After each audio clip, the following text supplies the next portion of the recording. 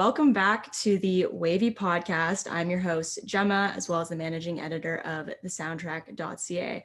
Today, you can see I'm here with Sebi and Jesse from Death from Above 1979, or is it Death from Above? I'm not sure what you guys are going by these days. But yeah, hey guys, how's it going? You can call us whatever you want, just don't call us late for dinner. How are you guys doing? Oh my word. We're doing good. How are you doing, Sebastian? What's going on over there? Oh, over here? Yeah. The usual. Workers? Do you have workers now? Let's let Gemma ask the questions. I don't want to talk about my day. That's all the same. So how does it feel to be back? Back. That's a strange way to put it.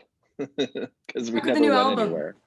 It feels pretty good. It's strange to release a record into a vacuum, which is how it seems to a certain extent, but it always kind of feels like that. Mm-hmm. Like pretty much anytime we put out a record in the past 10 years, it happens, and then I feel like it's kind of over within a week. Yeah. It's such a bizarre feeling. Sure. That is, especially when it's divorced from the live show component, where you go out and the songs are, without being cheeseball, they are alive when we're playing them at a show, and so now they're, it's cool to have the music be out there as our fully manifested document of how we wanted things to sound. Like, this is our statement, and it's out there, and that's what people are enjoying. But it'll be a whole other animal once we're able to get out there. And the cool thing is that once we are out there playing, people will be really familiar with the material already. So it'll be cool that the first time we play 1+1 or whatever, in front of people, the first time Jesse hits the harmonic on Modern Guy, people will just explode because they're going to be so excited to hear that stuff. Yeah, it's gonna be cool. Yeah, absolutely. No, I'm so stoked for whenever that day comes. I have to say, you guys did a really good job at hyping it on social media back in December when you guys started posting like those Instagram photos one by one. And I remember people were getting like really pissed in the comments. And I just thought it was hilarious.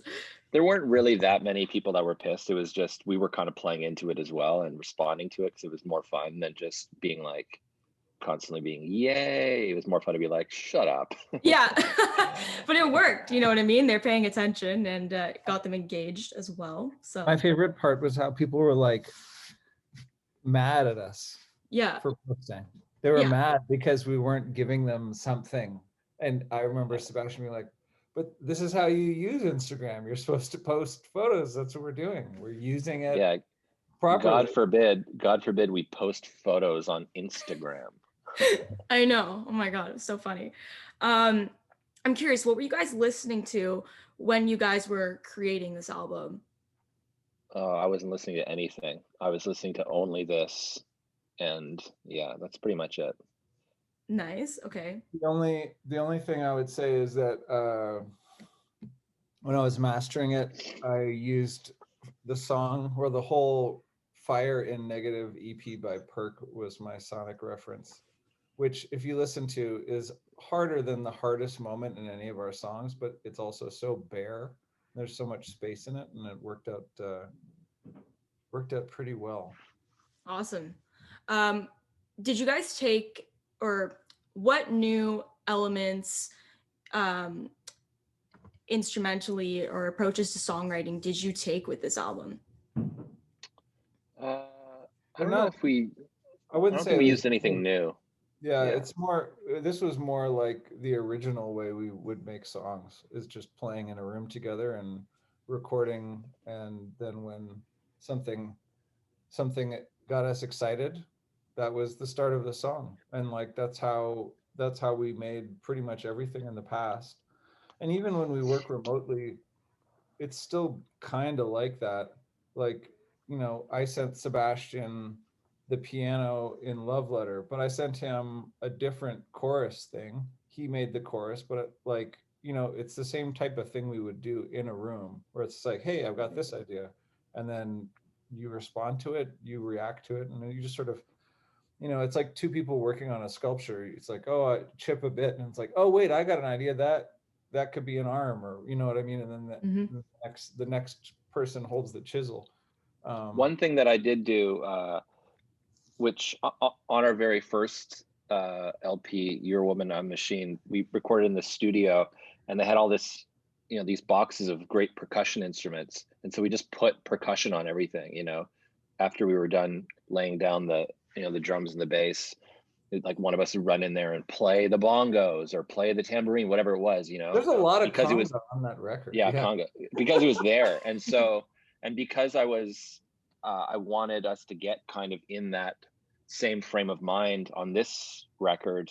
I went out to Professional Drums on Vine in Hollywood and bought some percussion. I bought, you know, little bongos, or yeah, those little bongos that ended up being on 1+1, the tune, like ding ding ding ding. Yeah. Those are just bongos.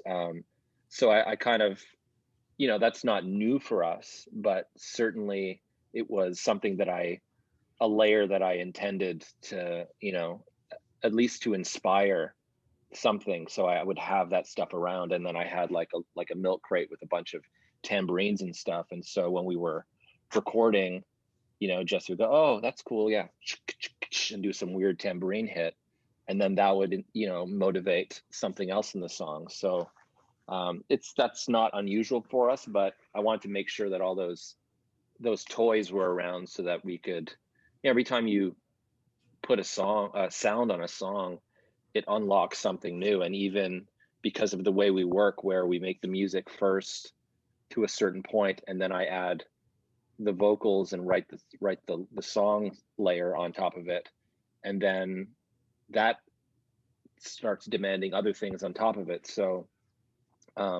but you know, let's say in Free Animal, I don't know if I would have sang that way had Jesse not recorded the tambourine that way, you know. So it's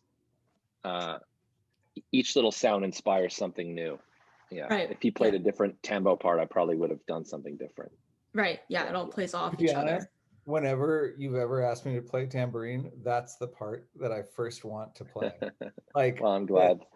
Just like eighths or sixteenths never satisfy me. I always want to do that. I always want to do the, is it Taxman or? Yeah. Yeah. I always want to do that tambourine. Yeah. What are some key pieces of gear? Maybe name like one or two that were used on this album. Maybe like a synth or something, if you're open to sharing. The Univox, yeah. The Mini Korg is a synthesizer. Dude, did you see what I sent you? Yeah, I haven't checked it out yet, but they've reissued this synthesizer. But a friend of mine, Tim Glasgow, he's an engineer, great engineer, works with Nile Rodgers and Sonic Youth and all these people. And I was making a record, this is, you know, maybe almost, yeah, it's like 10, 12 years ago. And he lent me this keyboard. He was like, "You'll really enjoy this. It's really freaky because it does weird stuff, and you can't, there's no presets. You have to, you know, you set it to the way you want it." And the keyboard was kind of the first commercially available keyboard, like the first keyboard that cost about $400 that you could buy in a store. It cost about as much as a guitar, because before that, synthesizers were really, really expensive. People only like people in really famous bands could afford them, you know, like the Beatles and Yes, and like all these big bands in the 70s. And this is the first keyboard that some kid could afford. And there's that that really great song, Warm Leatherette by The Normal. Warm Leatherette, warm leatherette. It's all that keyboard. And also The Cure's first record is kind of all that keyboard. Anyway, all this to say, it's a great keyboard. We've used it on the last 3 records, but because I only have 3 keyboards, in my studio, it got a lot of play. Awesome. Thanks for sharing. Do you guys each have a song you're most proud of on the record? No, I don't. I mean, it's like, it's all, that's like picking a favorite part of a painting. I mean, except there's no background on this one, really. It's like a painting where everything is in the foreground. You know, like it's all part of, this record only makes sense to me all together. Like it's an album, and it's an album together. If the whole album had sounded like any one of the songs, it would have been fine, but it wouldn't be the same experience at all. It would be like, I don't know, I think it would be almost fatiguing. Even if it was like one of the softest ones, you would only have so much energy for it. But I think, you know, I mean, it's not on purpose and it's not because of this, but like in terms of the way we consume music, like how it almost seems as though the default with like Spotify is shuffle, you know? And so for me, like, no, there is no one song on this record that encapsulates the record. There's songs that have like meaning to us in terms of like how the record came together, or songs that inspired more. I can't believe how fucking dusty I am. Like, can't tell. This is not high res. Okay. Yeah, I can't tell. I can see in my camera. I can see I was moving shit. But yeah, like it's the record is a song, you know. Yeah. We're an album band, and we actually, before deciding to make this record, we had discussed the concept of just releasing singles, or, you know, 1 or 2 or 3 songs at a time, doing kind of small little burst releases, and that was something that excited us at the time. But then when the prospect of making an LP came along, that's kind of like, that's our art, is the LP. And I think more than the other ones, at least more than the last 2, this one felt really like a cohesive LP, because most of the songs were recorded in this very small room together, side by side, and then the record told us what it was, and then we filled in. There were a few little blanks, like the B side of the record, I wanted it to have a certain feeling, and we hadn't captured that in the studio together. And so we went back and worked together again to get that conclusion to the story of the record, and to get the B side, which I don't think the A side is as impactful without the B side. I think you need the dichotomy. You need both those. It doesn't balance if it's, like Jesse was saying, you know, if every song was NYC Power Elite Part 1, it'd be incredible. It'd be a Ramones record, but it wouldn't be a Death from Above record. For sure, yeah. And the B side, I really like how it carries it out. I find it's a little more, I guess, slower, which I like that a lot. Slower, and we would never song on the record.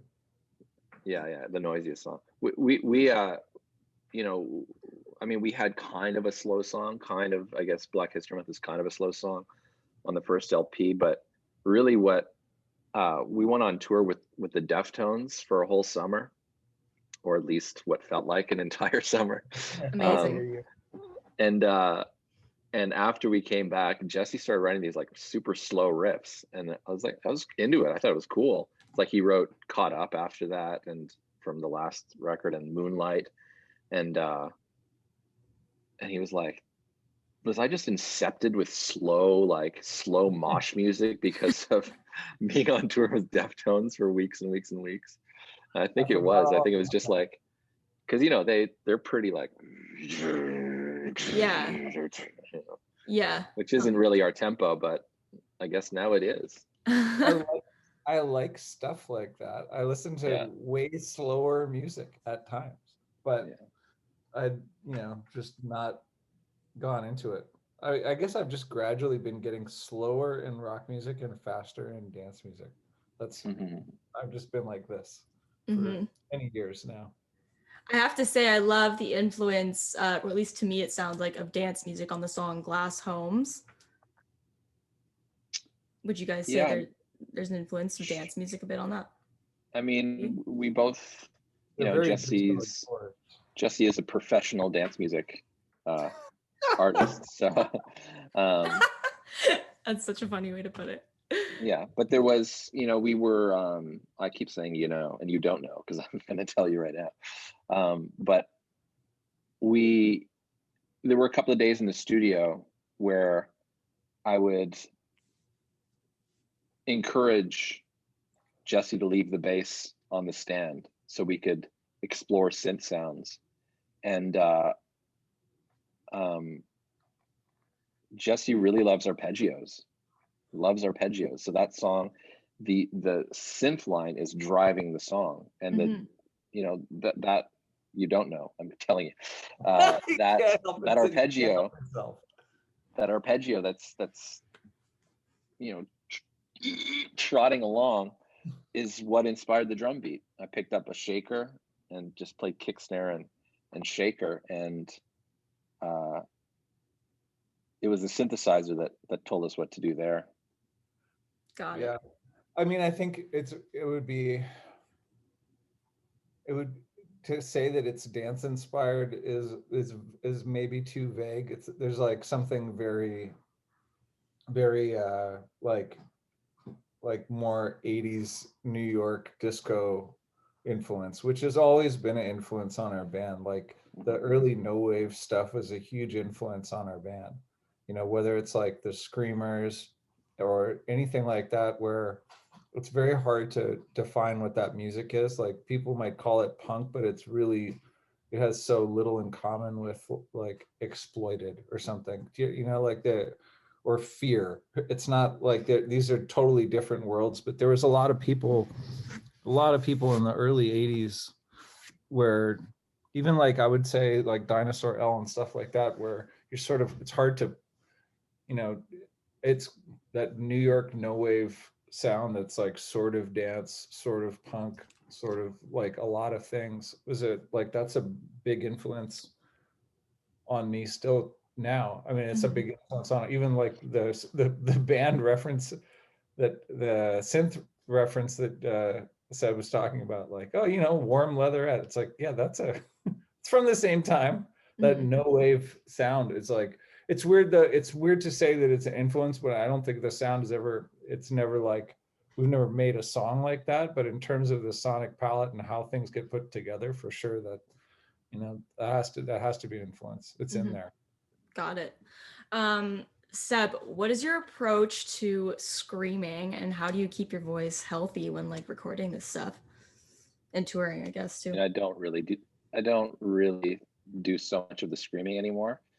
The reason I screamed earlier in our career is because I was trying to sing high notes and I couldn't do it live, so I would just end up screaming, which was its own thing, and I it is what it is. But even on this record, I mean, touring, even there's like a couple of screams in the show. Let's say Black History Month or Romantic Rights. There's kind of a scream in that song.